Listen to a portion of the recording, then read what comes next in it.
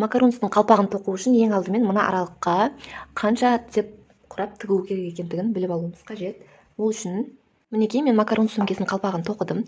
Ең бастапқы кездегі цепочканың саны менде 13 болды. Сіздер тіпті 15 қылып алсаңыздар да болады. Сол кезде ұзынырақ болып шығады менікіне қарағанда. Енді бұны мына жерге өлшейміз. Артқы бөлігін қиып тастамаймыз. Тігіске мынау оваль формасын 2 рет айналып шыққандағыдай мөлшердегі жіпті қиып аламыз. Енді оны байнан өлшейміз мына жаққа. Мінекей оң беті бізде осы жақ. Мына жерге қоямыз. Осылайынан кигізгенде бұл макарон сөмкесінің қалпағы пайда болды. Енді оны сөмкенің қақ ортасына осылай қойып аламыз. Және де қалпағын кигіземіз. Мына аралыққа кіреді қазір бізде бұл. Сондықтан осыны ұстап отырып қайырамыз. Және де артқы бөлігінен қай жерге келетінін көріп аламыз. Мінекей осылай тұр. Енді біз осы аралықты мынадай инеге мына жіпті өткізу арқылы тігіп алатын боламыз.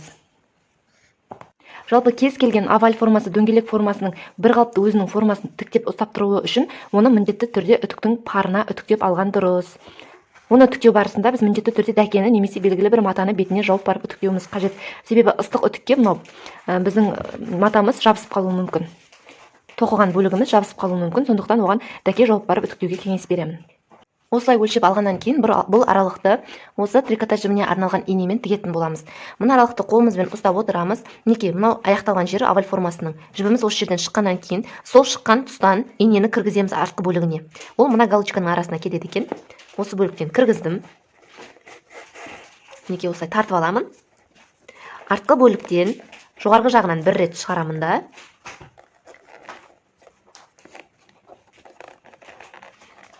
Дальше төменге қарай жүретін боламын.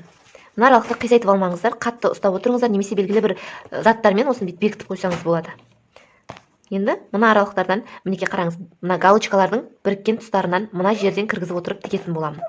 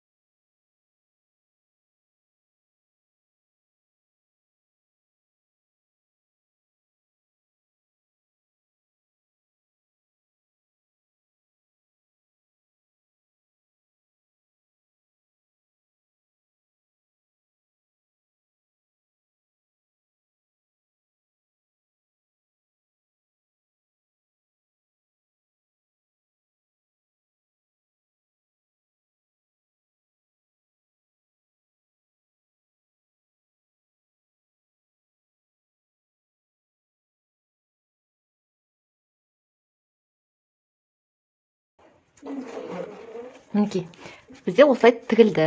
Енді артқы жақтағы бөлікті жіпті мына жерге кіргіземіз, байлаймыз, және де мына тоқылған бөліктердің арасына өткізіп жібереміз. Сөмкемізге осы замоктың астын орнату үшін мінекей арт жағынан қарасаңыздар, осындай 3 түрлі сымы болады. Сол сымның арасынан мынадай 3 жағынан 3 жіпті өткіземіз. Бұл сымды ашып, мінекей былайынан ашып, сөмкемізге кіргізсек, біздің сөмкеміздің тоқылған бөлігі қалың болғандықтан артқы жағы майыспай қалатын болады. Сондықтан оны осындай жіптің көмегімен бекітетін боламыз. 3 жағынан да осылайынан жіп өткіземіз.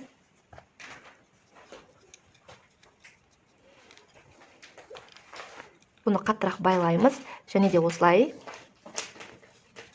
кереміз бүйтіп. Оны мына аралыққа былай өлшеп аламыз да, мына шығып тұрған жіптің бөлігін ілгекпен артқы бетке өткіземіз.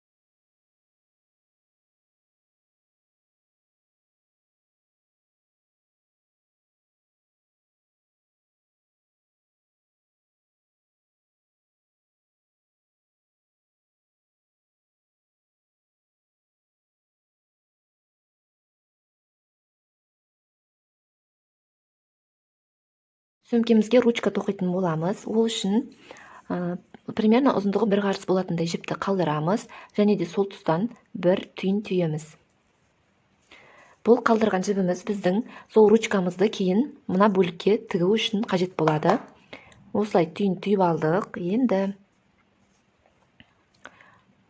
6 рет іліп аламыз ілгектен. 1, 2, 3, 4, 5, 6.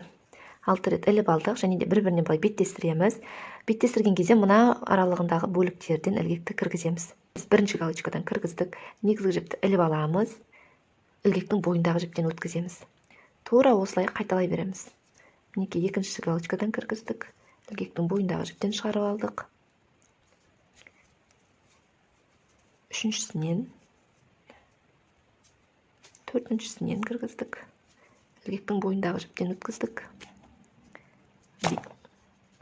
Бесіншісінен кіргіздік. Ілгектің бойындағы жіптен өткіздік. Және де мына жерде алтыншысы.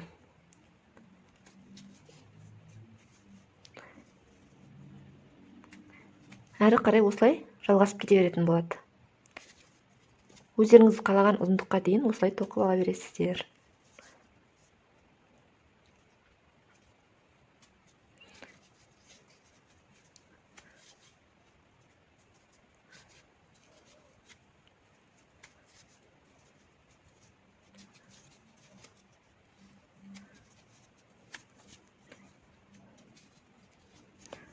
Осылай тоқи береміз.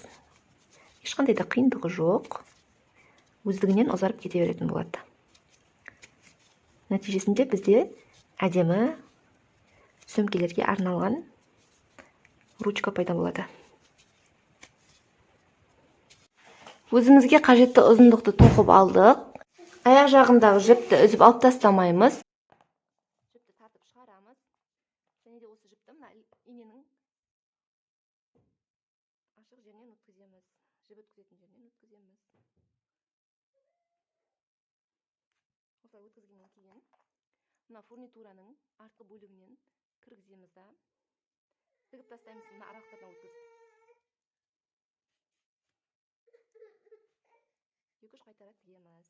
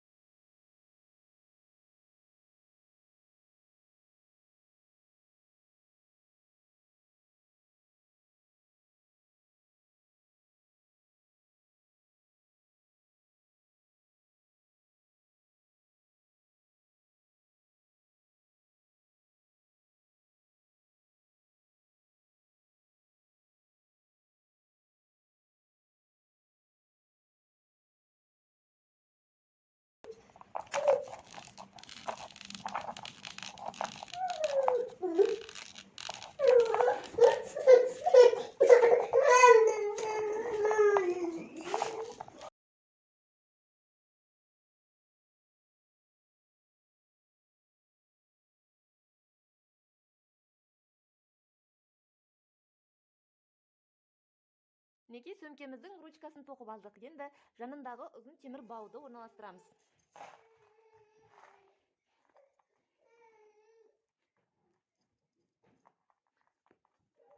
Оны мына аралықтан өткіземіз.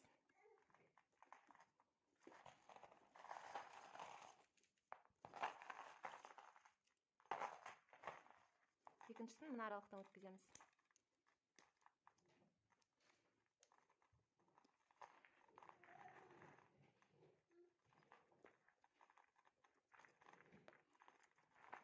Осылай өткізіп алдық.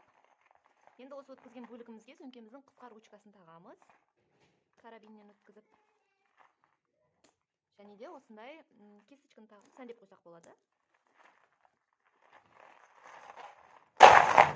Осымен біздің сөмкеміз дайын.